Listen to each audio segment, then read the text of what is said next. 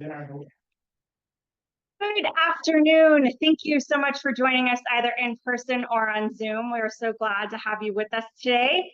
My name is Alexa Smith, and this is the Office of International Programs, Foundations of Global Health, in conjunction with the International Orthopedic Trauma Collaborative.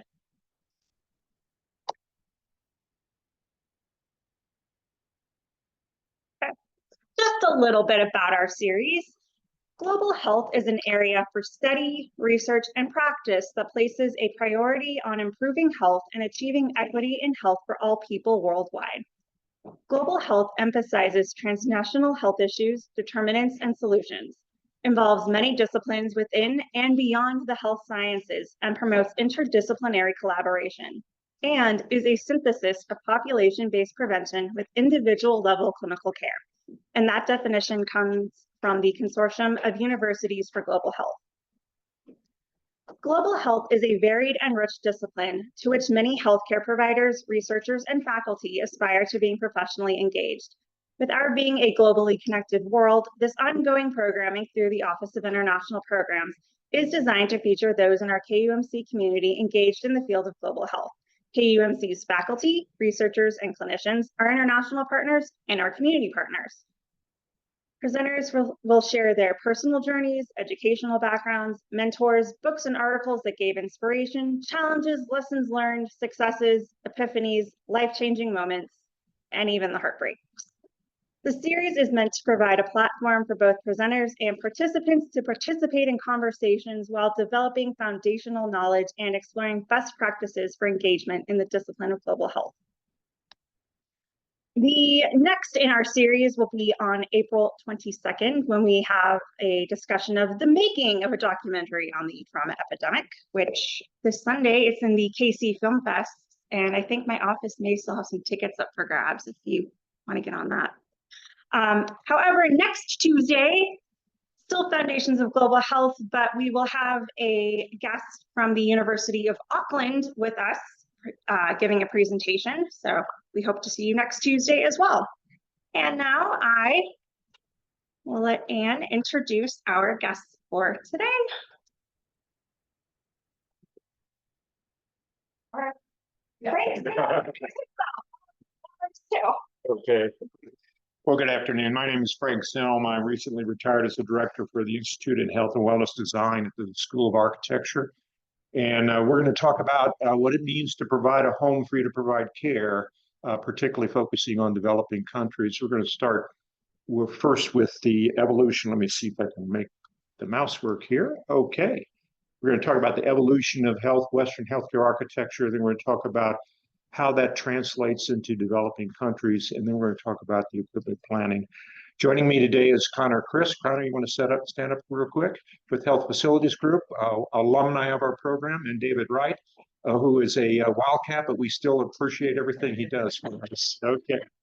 So I'm going to talk quickly about 4 events that shaped the contemporary Western hospital, and we're going to talk about how that translates into what we're trying to do in developing countries. And to start with that, I'm going to start with one of the most important professions in healthcare, and that's nursing.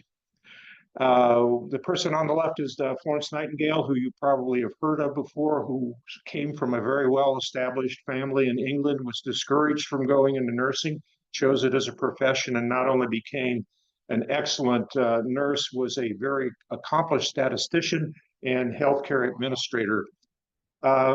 During her early career in the 1850s, Britain ended up in the Crimean War. And I used to have to explain to students where Crimea was, but thanks to Vladimir Putin, we all know where Crimea is now. During a 2-year period, the British suffered 21,000 fatalities in the war. 17,000 of those were from infections. The building on your right is a former military fortress in Istanbul called Scutari, and it was used as the primary hospital base for the soldiers coming in from the Crimean War. It had about a 50% fatality rate, and at the same time that this was first being established, the telegraph was put in place, and so we had instantaneous reporting of what was going on in the front and providing happening at Scutari. And the British government became in serious trouble. So they recruited Florence Nightingale to take a team to Scutari. She took a little bit over 30 nurses, I think it was 32 nurses. They believed at that time in the sanitarian movement, which germ theory hadn't been developed yet, and so they believed that bad humors and cleanliness were critical elements in terms of providing good patient care. Her team came in, they established disciplines in terms of cleanliness, dietary needs, support for the patients. The first 3 months that she was at Scutari, the fatality rate dropped from the upper 40s to 31%. The next 3 months, it dropped to 6%. And then the next 3 months after that, it dropped to 2%. And the British military was so embarrassed about the situation at Scutari that afterwards they wrote over 1,000-page report about what happened there and never mentioned Florence Nightingale once. So after the Crimean War, Nightingale came back and was actively involved in the design of nursing units do I need to do anything with this? Okay. The design of nursing units. She toured Europe. She wrote a lot about it. She came up with what was called the Nightingale Ward, and it was based on nursing principles. For example, she said the maximum number of beds in a nursing ward should be 30 because that's the maximum that a nurse supervisor can manage.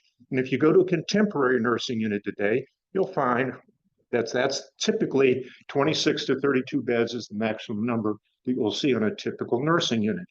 She had specific widths, 46 width wide. She had window requirements. She had hard surfaces, all based on the wrong theory about what was causing disease, but had a dramatic effect in terms of reducing hospital-based infections. So you can see in the middle is a typical Nightingale ward.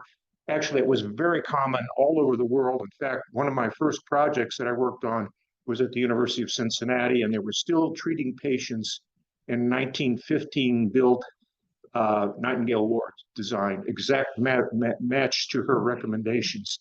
The far right is Johns Hopkins. It's kind of interesting. Johns Hopkins basically had a surgeon advising the architect on the development of the campus, and they designed each pavilion in a different physical geometry, with the idea being they would try to determine which geometry had the best effect in terms of care and infection rates.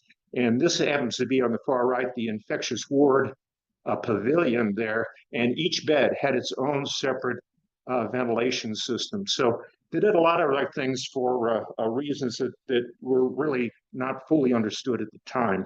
So that was innovation number one. If you go to a nursing unit today, you can thank Florence Nightingale for a lot of what goes on in a contemporary nursing unit. The next major change was the development of surgery.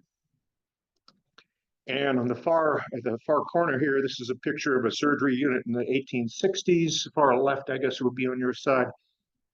This happens to be a picture I took at Guy's Hospital in London. And at that time in the early 1840s, early 1850s, you'd have sawdust on the floor because to sweep up the blood. You see the coats in the back where the surgeons would come up. These were usually in remote areas of the hospital because they didn't want to have the screams from the patients disturbing the other patients in. Patients were quite frequently brought up by dumbwaiters, so they couldn't escape and go down the stairs. And if you were Dr. Headings or another surgeon at the time, you had about 2 minutes to do an amputation before the patient would die of shock. And there was no ability to do any surgery on the abdomen or anywhere else because of the pain associated with it. And while there had been attempts to try alcohol and opioids to try to deal with it, the pain was too extreme. So in the 1840s, in Boston, we see one of the major revolutionary changes. And in university life at that time, there was a lot of experimentation with drugs. I'm sure nothing like that happens today. But there were ether parties and there were laughing gas parties. And one person, the person Thomas Morton, whose pictures here is a dentist, was associated with a faculty member at the Harvard Medical School chemistry department named Jackson. And they started experimenting with ether. And he started experimenting with animals. He was a dentist. He found that he could use ether to painlessly extract teeth.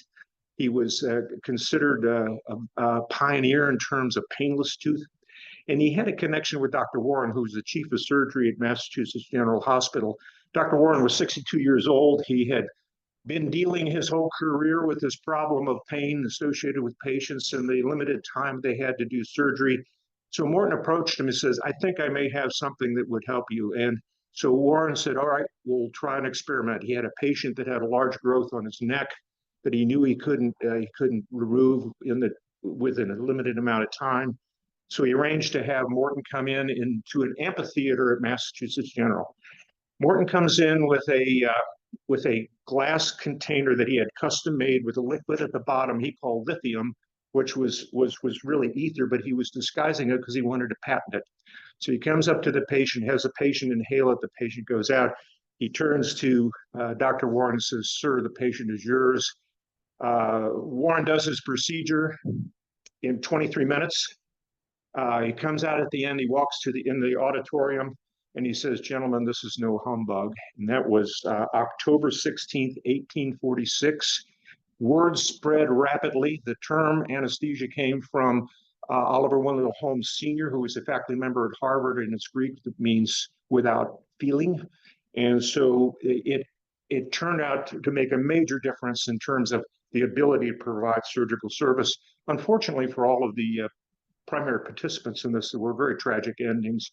Morton, I think, had a stroke and died. One of his cohorts, Wells, who had been involved in committed suicide. And Johnson, who was the chemist, who had been in a feud with Morton over who had the rights to this, walked through a graveyard in Boston, saw Morton's tombstone, and on it said inventor of anesthesia, and apparently went psychotic immediately went psychotic and had to be incarcerated. So a very tragic story.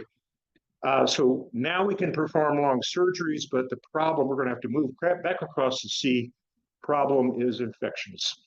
And in London at the time, the infection rate, again, was about 40%. In Paris, it was like 60%. It wasn't quite as high in the United States, but it was a serious problem. So you could do surgery, but there's a 50-50 chance the patient would survive the surgery. So our man on the far right there, Dr. Lister, was raised as Mormon. He learned, he knew French and German. His father was an amateur optics scientist and developed and worked with microscopes and taught Lister how to use a microscope. Lister couldn't go to Cambridge or Oxford because he was a Quaker, so he ended up going to the University of London, rose up into the heights to be one of their top surgical residents, and then ended up in Edinburgh with a Dr. Simons to practice medicine there, married his daughter, ended up in Glasgow, and he was still struggling with the problem of high infection rates.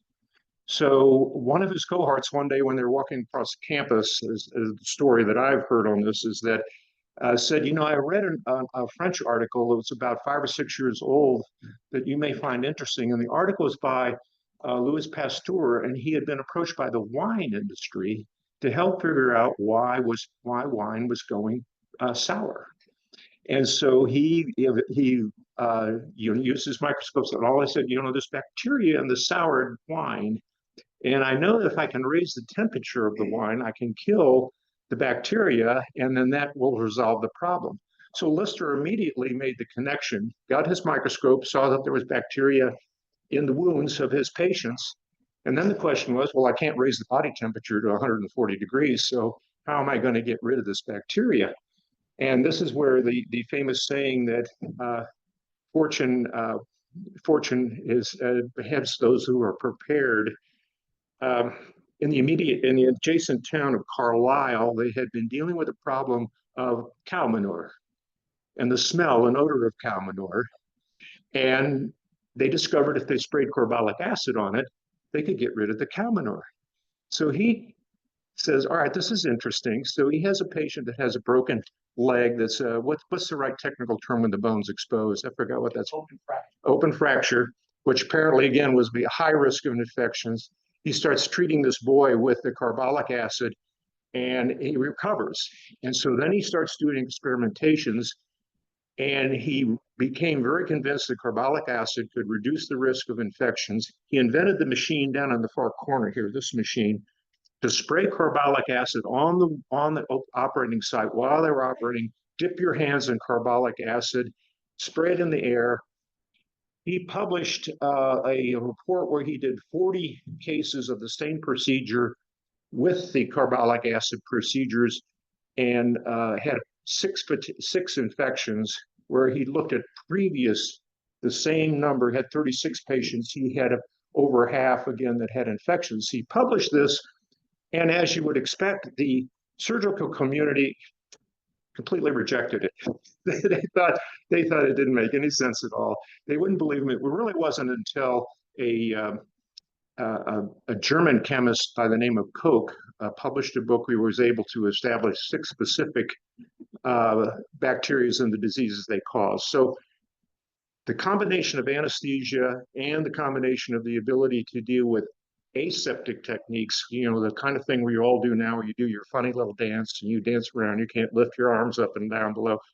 All of that has a huge impact in terms of what contemporary surgery suite is. So if we look at Cambridge A, you see your contemporary operating rooms, support space. That was really a turning point in what a hospital is, because now a hospital not only can just deal with the medical needs, they can directly intervene. And so surgery left to other interventional procedures that you all are involved in today in terms of cardiac care and other care. The last major event that shaped what a contemporary hospital is in the West are architectural and engineering. The elevator allowed us now to go from the low-story, dense, low buildings to high-rise buildings, such as Cambridge A, it's shown in this picture, and HVAC systems, heating, ventilating, air conditioning, which allowed us now to control the air, particularly in areas such as surgery, where we can do what's called HEPA filtration, and we can filter out particles 0.3 microns or larger that might be carriers of airborne infections. So all of these things shape what a contemporary hospital is, and it takes a lot to make a Western hospital work. A typical house in Kansas City is about 2,000 square feet. To support one bed in a teaching hospital requires 2,700 to 3,000 square feet in terms of all of the space that's there, the support spaces, the procedure spaces, the patient care spaces. So it's a huge amount of square footage to model traditional Western hospital, and very expensive. So the challenge we're going to talk about then is how do you translate this very sophisticated architectural model into developing countries that may not have the same economics. They may not be spending 20% of their gross national product on healthcare. They have different cultural values and issues. For us, our obsession with privacy and the individual isn't necessarily universally accepted as a model, and they may have technological limitations. So we're going to show you an example that Connor has been involved with in Kenya, and then I'm going to show you what we're currently working on with IOTC, and then talk about the last piece is how do you equip it. So Connor? Thanks, Frank. So I'll get over here to the mic. So in 2018, at HFG, we had the opportunity to work on a really unique opportunity that really was different than anything we had gotten to do at that time, and really anything that's ever been done. So we got a call from a group called Engineering Ministries International that does a lot of engineering and architecture designs across the globe, across the world, all over the developing world, designing hospitals, nursing or hospitals, safe houses, anything that's really serving the poor in the name of Christ. And so they called us and said, we've got a unique opportunity. We've got a hospital in Kenya that wants to, do a little bit of a different mechanism and pay an American architect to design a cardiothoracic center. Like, this is very different than what we've typically done in the past. And so when we started this project, we got we had to start asking the question, what does state of the art mean in this region? So to Frank's conversation that we were having the last couple minutes, we've learned a lot in the last 150 years. And so we had to figure out, how do we reverse translate that into a context that worked for Kenya? And so as we had these conversations, we really leaned into these 5 things. For them, it was, we need to be able to provide a high quality of care.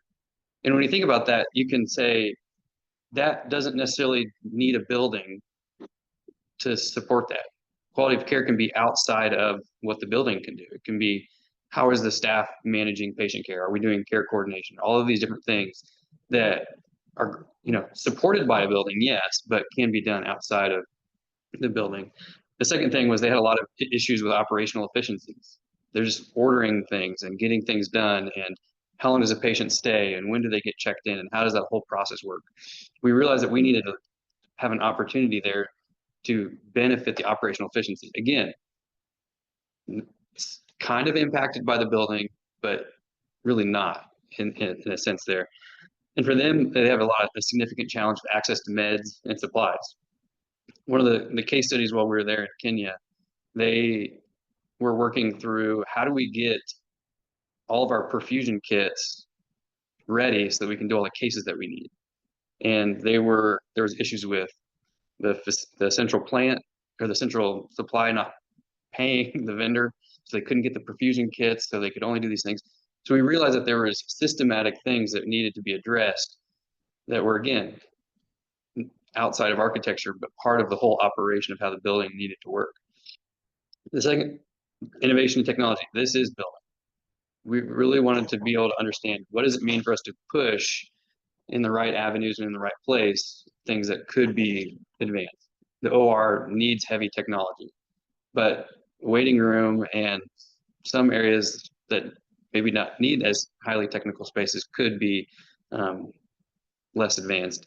And then for them, being in a rural part of the world, sustainability was a big thing. They needed to have power all the time. They needed to have water all the time. And so that forced us to kind of think outside of the box of what we were traditionally doing in the US, where we just plug a building in and it's like you got municipal water, you've got municipal waste, and then you just plug into the grid and maybe throw a generator if you need it. But at the end of the day, it's much more simple to throw a building together in the US. So the AGC Tenwick Hospital's Cardiothoracic Center, for us, began in a sense, we're going to go through a little bit of story time just because I think the story is really fun in this. For us as architects, we don't often get the opportunity to like garb up and get into an OR and get the bunny suits on. So we got all of us. This is David and I on the far right, two planners from our team, and we had a mechanical electrical engineer. And for us, we needed to see how the things were different. We kind of know how things work in the US, but we wanted to see how it worked in Kenya at their existing facility. So this is the team praying before the case. All of them in the room. Can you imagine this plus the 6 of us in a tiny like OR the size of like half of what you would expect today, all doing an open heart surgery, mitral valve replacement for this case. It was a dance, it was choreographed, and it was, as an architect, I remember leaving that, man, that was a beautiful dance that everybody was working together and collaborating, but they were working in such a tight, confined space that they just had to communicate. They had to be on the same page. And if you can look at this is all people from that part of the world. You know, the second surgeon was the teacher, and the one on the left was a guy from Ethiopia. But it was really exciting for us to see that the facility here was training up folks from that region to go do these cases and be able to handle that. So we got to be in the whole OR. The surgeon at one point said, "Hey, Connor, check this out." And he had me come up to the head of the bed, and he said, "This is the inside of a heart. Isn't this amazing what God can do through medicine?" And so we were pretty excited to see that and be able to be a part of that. So that was kind of the first thing we did when we got there, was we needed to go see how things were done today. This involved site visits to existing hospitals in the country, a lot of time at the existing missionary hospital, because we realized we needed to understand the context of what we were dealing with. We knew that if we were going to push, we had to know where we were coming from. And so this is the site for the hospital project. And we had to, again, know what we were dealing with. And so dealing with the climate, dealing with everything that goes into how does this building interact with this area around it. So this location for the project here, the elevation is similar to Denver, so high elevation, and right on the equator. So it's high and super moderate. So like all year round, the highs in like maybe the upper 80s and lows in like the low 50s, like really moderate. So the opportunity for us was really exciting, because what we know about fresh air and patient recovery, we're like, man, we can really utilize this and leverage the fresh air in a way that helps patients get better. Again, it's also in a beautiful part of the world. So views of nature were a big thing as we were looking at, again, to Frank's point about evidence-based design. How do we take these lessons we've learned in the West and in modern time and translate that into this setting? So we spent a lot of time with focus groups, like I said, listening, learning, asking questions. This facility started as a kind of a branch of the Tenwick Hospital in one OR and a little bit of post-op, but they realized that they needed to do something bigger than that. And for them, at the time, the wait list was 800 kids. 800 kids dealing with cardiothoracic fever, rheumatic fever that needed valve replacements, as well as thoracic cancer. 800 kids. 800 kids that were probably not going to make it.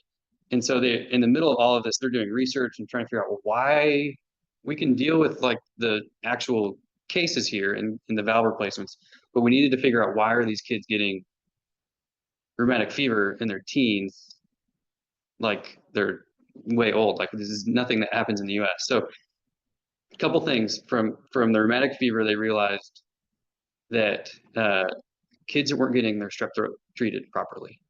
And so as that mutates and evolves, becomes rheumatic fever. So again, something that isn't an issue in the US because we've learned all these things through the studies that all of you have done, you know, and your predecessors have done in the med world. And so they realized this is a twofold thing. In this region, it's a significant case. And so they needed to figure out how do we, one, build a facility that can support this and doing the immediate need of like doing open heart surgeries, but also an educational space that can train and send folks out to the rest of the continent of Africa and be able to support, because this is having issues all over the place. So the second thing was esophageal cancer. And if you need to know much about Kenya, they grow a lot of tea in that region of Kenya where Tenwick is, and it's very much a culture. It was a British colony, no longer British colony, so they've got this tea culture. So every day, 10 o'clock, we have tea and mandazis, and it's these little baked things. And it is part of the culture. Every day at 10, everything shuts down. Business is shut down. Surgeons are probably the only ones that don't shut down, but they have a chai room in the corner there that they can go get their chai and their mandazis. But they found that people were drinking their tea too hot. And often if they're living in a home that has, is burning wood or burning trash for heat, the carcinogens from that mixed with the scalding of their throats was accelerating the esophageal cancer in these kids. So wild things that they were learning, but the exciting thing is that they were studying this, figuring out what they needed to go do, and then being able to go figure out how do we go put a building around the resolution of what this could be. So we spent a lot of time having a lot of conversations about what that could be and what that should be. So the other thing that was big as a challenge that we had to go figure out what the building response needed to be was recovery rates and how do we track post-op patient flows. These are all things that I learned when I was a student at Frank's, and then had to kind of evolve it a little bit for this situation. But post-op evals are really hard in a culture where we can't always find people. We know where they're at, or maybe they're traveling from a far distance. So post-op, we had to kind of reject all of our presuppositions about what post-op care needed and what volumes could be to say, well, what does it mean for us here to do post-op with a patient, and what does that different tracks look like? So you can see here we've got out of surgery, we've got the cardiac care unit and the PACU and the different case types and how they would get through the system. And that started to inform us how long are we going to be holding on to a patient? What does their care after the surgery need to look like? And then how many beds do we need to go support all of this?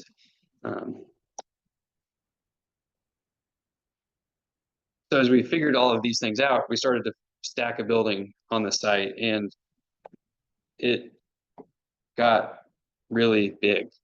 And so we had to figure out, we're working with something at a different scale. Here's the excavations for the project when we started construction. This is a different scale than anything had been done in that part of the world. Not part of the world, that part of the country. There's tons of big buildings in Nairobi, but it was different than anybody in that region had processed. And we had to have that conversation of, this isn't just plopping another Tenwick hospital down right here. We are changing the name of the game for healthcare in this region of the country.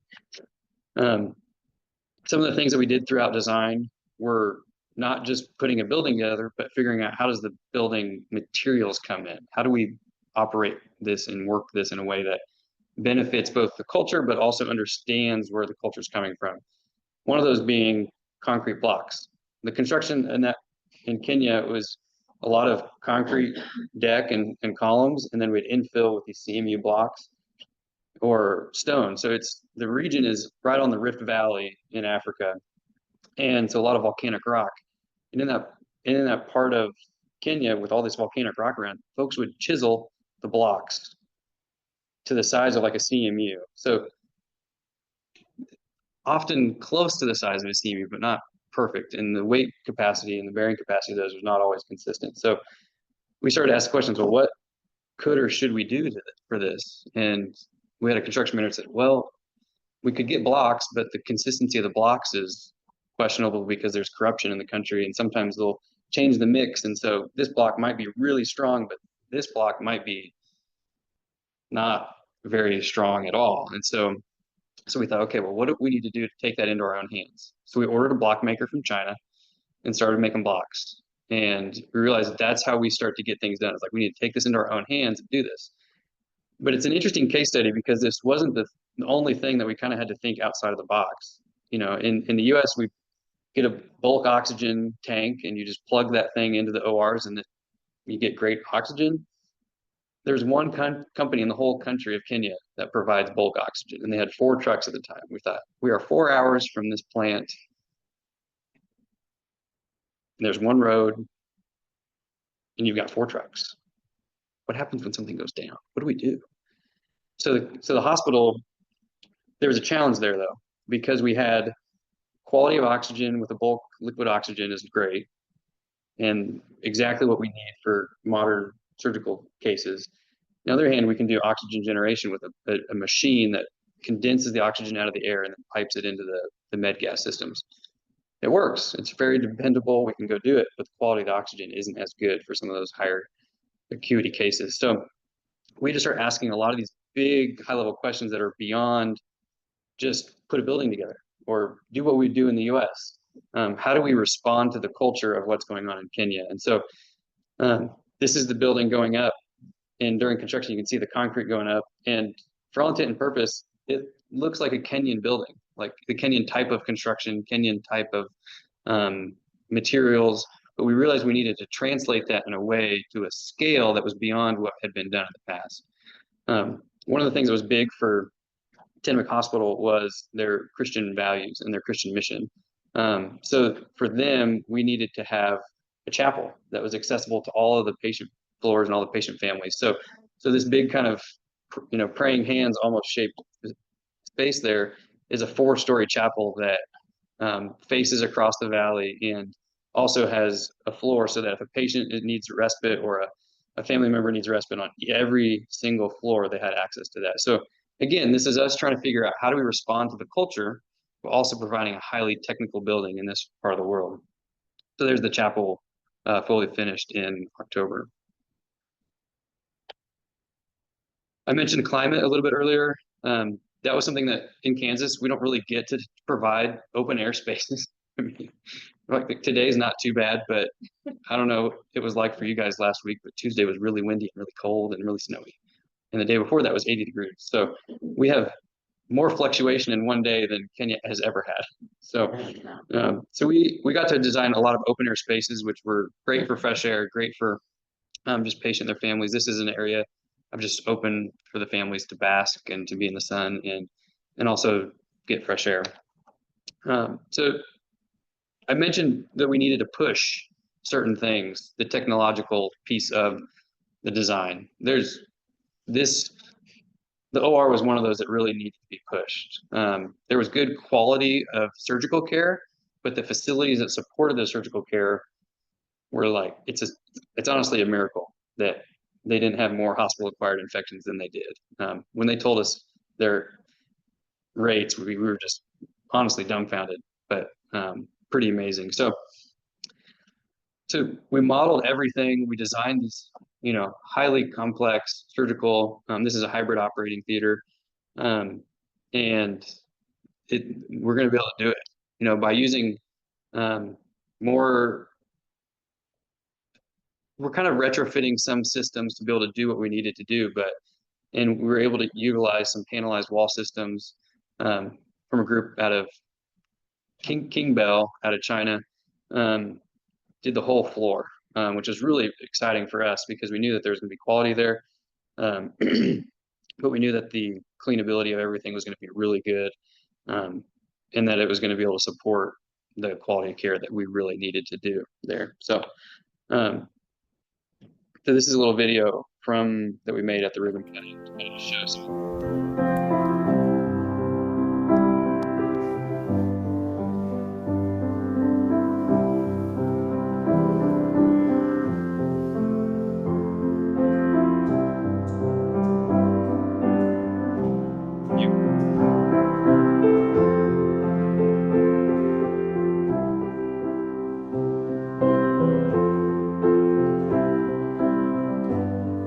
It's kind of a retrofitted night field. 30 bedrooms.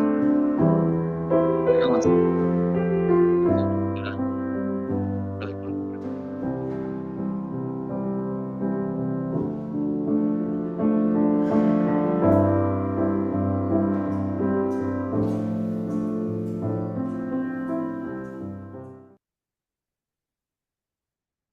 All righty. I'll leave it to Frank to talk about IOTC.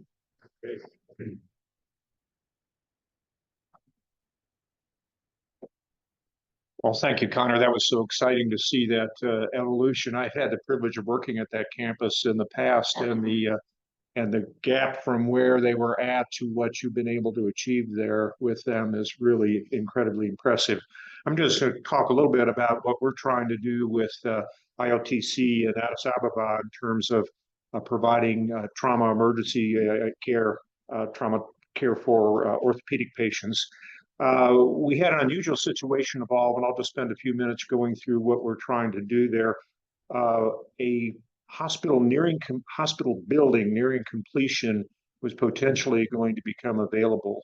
Unfortunately, they didn't have someone like Connor working with them in terms of the original design, and there were a number of serious problems in terms of the functionality and layout of the building. So the challenge was, could we take that structure and convert it over to meet the long-range strategic goals of IOTC? So the site is in an area of Lofta, which is in the suburbs of Addis Ababa. Would that be correct? The building is a good solid construction, but functionally is very poorly designed. So we tried to see how could we adapt it to meet the long-range goals of the service and also potentially incrementally allow partial occupancy so that the program could get established and then move in. So it was a 9-story building with a helicopter pad on, which Archie likes the helicopter pad on top. It has helicopter landing pad on top. And it had some unusual things. It had, of course, a floor of obstetrical care, which we wouldn't be using for an orthopedic hospital. It had a poorly designed first floor emergency room that had the emergency room in one area and then the trauma room completely separated from it. The operating rooms were below the minimum standards of what we would do in the United States today. So the question was, how can we take advantage of this, or could we take advantage of it? So the team, including Connor and another firm that we were working with out of Philadelphia, Conduit Collaborative, which has architects in Addis Ababa, looked at this building and said, what could we do? So we took the ground floor and we said, can we come up with a contemporary emergency room design that has trauma rooms inside the emergency room, has a CT inside the emergency room, have a satellite pharmacy on the ground floor, and registration and waiting. On the floor above it, we started to put in 2 banks. We have on 2 floors, 2 banks of 12 exam rooms for outpatient care. This floor has most of our imaging associated with it, with the exception of MRI, which you may know is an extremely heavy piece of equipment. So it had to be down in the garage and underneath in the sub-basement area so we could have it on solid ground. So, but everything else would be basically on this floor. On the floor above, again, we have the second bank of 12 exam rooms, an existing physical therapy area, and then this area would be the clinical laboratory. The third floor was originally, again, supposed to be obstetrical care. We said, our goal was to have 11 operating rooms. So the question is, could we take the existing 5 that are on the 4th floor and could we add 6 rooms on this floor? And these rooms along the back are 6 operating rooms, which again are a little bit smaller than what you would see in the United States, but we think could work. And then inpatient bed area. The thinking was we could take the 3rd floor and make it outpatient surgery and observation care, and then make the 4th floor more intense and inpatient, and also have our ICU capability and PACU on the 4th floor.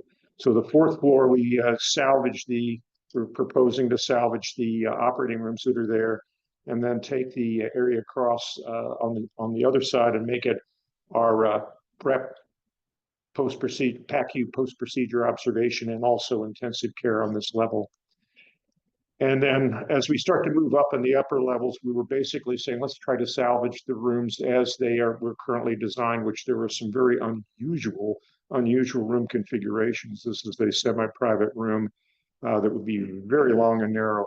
But anyway, just from an economic point of view, we said, let's try to salvage everything from the 5th floor up, which is basically inpatient care, administrative space, dietary, and other and education space. And then to see if we could make it a little bit more attractive from the exterior, give it some specific identity for IOTC. And we've got our wonderful helicopter here. And then just some interior perspectives of what that might look like. So we don't know where that's going to go at this point in time, if this is going to be the option that will be selected to try to respond, or if there's other options that have emerged. But again, the challenge is that we've got to adapt what we would do in a typical Western hospital to the realities of both the site constraints, economic constraints, and other needs of the population. And Connor pointed out, I think particularly in the Kenya situation, one of the things that I learned is that how much the patients and family love to be outdoors. And that's going to be obviously in an urban area, that's going to be a huge challenge of how can you create spaces for people who might be coming in from other outside the region. How can you create a patient sensitive and family sensitive environment with the kind of constraints that we have? So there may be some options emerging that allow us to deal with that, but we're doing the best we can to try to make it fit. So I think, Jordan, are you online here?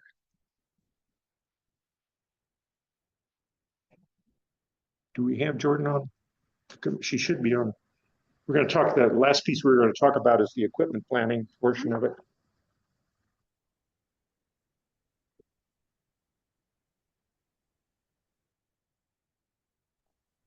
Can you guys hear me at all?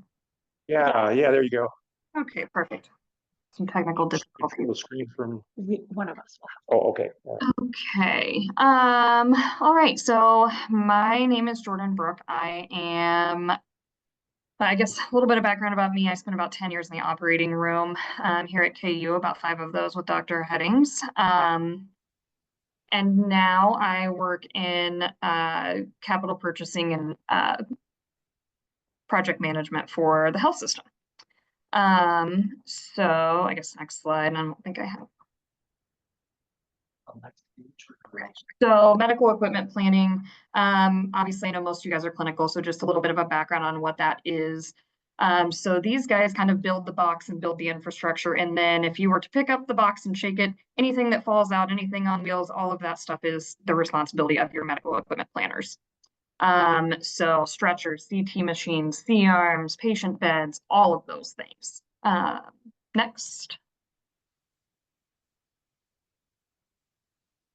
So when we start a project, our responsibility in this is, as our architecture friends were talking about, they're going around and designing all of these spaces. Well, everything that's in those spaces, we are responsible for accounting for.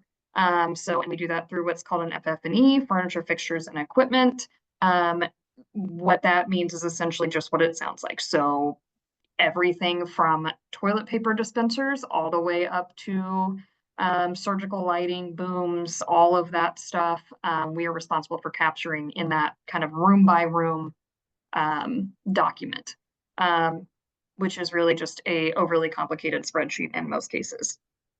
Our responsibility with that information is to coordinate between the vendors, the contractors, the architects, IT, all of those folks as to what is required of those to help them make decisions on infrastructure needs, any changes, who's going to be responsible for installing those items, helping coordinate when they come to site and all of that stuff. Next, I guess. Okay, so we are generally also responsible for tracking the budget and all of those things. As we work through design, general rule of thumb, about 75% complete with design, your budget should be spot on at that point. And when we're talking about, design overseas, a lot of the problems that exist here also exist overseas, just on a much larger scale. We're dealing with vendors that aren't on site able to look at this stuff a lot of the times. We don't necessarily know sometimes government challenges and what they expect for their cut of some of these things that we're doing. I think somebody brought up that there's a lot of times governments want paid before you come into their space and start building these things. What else? I think in any project overseas, you're looking at a high risk for having gaps in your budget and needing some pretty significant contingency on the back burner. I think that's why a lot of organizations, have to do significant amounts of fundraising to be able to finance these projects. So, yeah, next.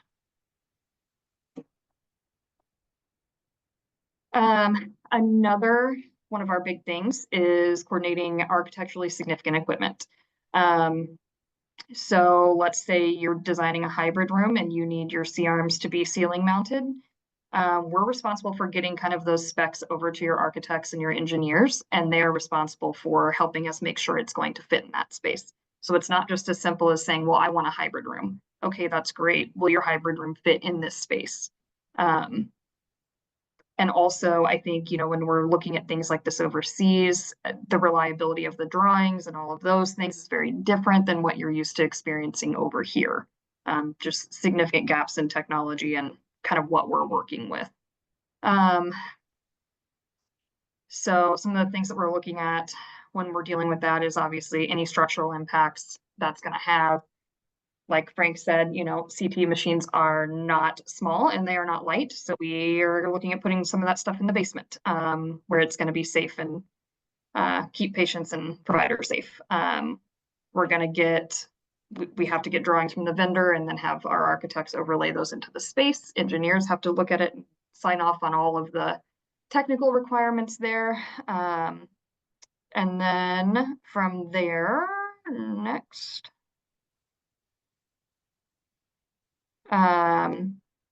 We also cover things, all of your movable medical equipment, things like your anesthesia machines, bronch towers, cautery machines, beds, stretchers, portable x-rays, all of that stuff. If it's not buttoned down to the floor or anything like that, we are also responsible for that, and somebody has to take that into account. Otherwise, you're just going to show up to an empty room. So, and then once we decide what those devices are that we need, we are responsible for communicating all of that stuff.